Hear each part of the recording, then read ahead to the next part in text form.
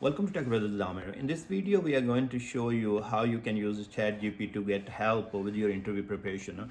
So here is ChatGPT application, and I'm going to go ahead and click on the audio button.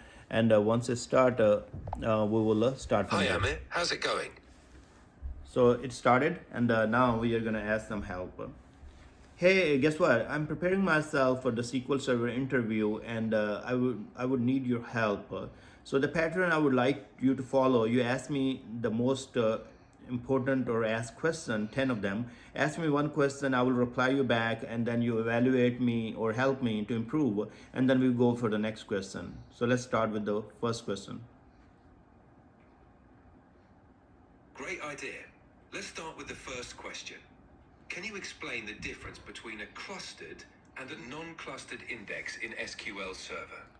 So cluster index is like a sorted form of data that you have. So there is only one cluster index on a table, and the non-cluster index are the pointers to the actual data pages or to the index pages. That's a good explanation. Just to add, a clustered index determines the physical order of data rows in a table, while a non-clustered index is a separate structure that holds pointers to the actual data rows. Now, let's move on to the next question. How would you create a backup of an SQL Server database? So there are many ways. One thing, you can use T-SQL and you say backup database and database name, and then provide the backup type such as differential or T-log or full. Or other ways that you always go to the database in the SSMS SQL Server Management Studio, right click and say backup, and then you select what type of backup you want to do, such as the full backup, differential backup, or transaction log backup, and provide the media where you would like to save it. Excellent answer. You've covered the main methods. In SSMS, you can choose the backup type and the destination, and with T-SQL, you can script the backup process to automate it. Great job. Okay. Let's move on to the I would like you SQL. to change the pattern of question. Ask me 10 questions in a form of yes and no, and then grade me after those 10 questions. So ask me 10 questions, yes and no, true or false. All right, let's dive into it. First question. Can a table have multiple primary keys? Yes or no? No.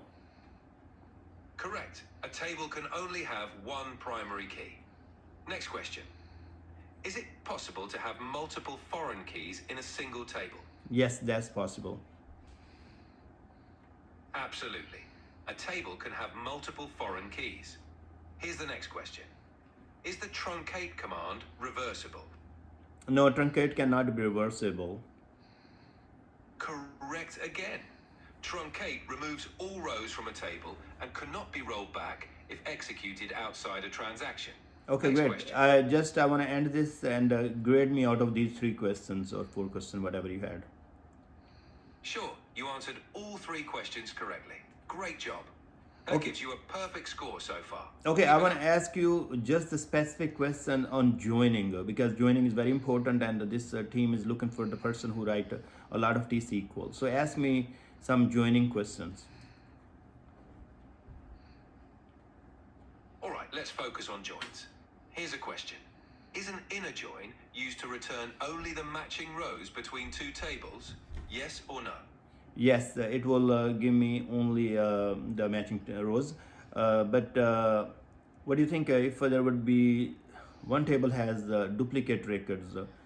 Will that produce the duplicate results, or it will give me the distinct? That I don't know. Help me out with the answer. Good question. An inner join will return matching rows from both tables, including duplicates if they exist.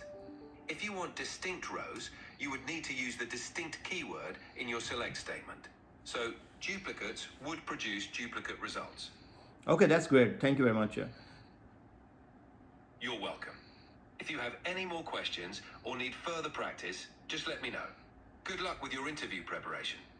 Okay, so here's just I was giving you the sample or the demo for SQL Server. You could have asked anything such as Azure Data Factory. You could ask like 100 questions, and it will keep going and make you practice, because that's great. If you practice by yourself, you will not have anybody to correct you, and also even you will answer the correct, it will repeat back. You can tell the chat GPT don't repeat back, and it will only correct you when it feels that you didn't provide the right answer. So ChatGPT can be used for all the interviews, not just for the technical, technology. You can use for other maybe medicine, and if students are preparing for some other technologies or work, they can also prepare the interview. Thank you very much for watching. Please subscribe my channel, and I will see you guys in the next video.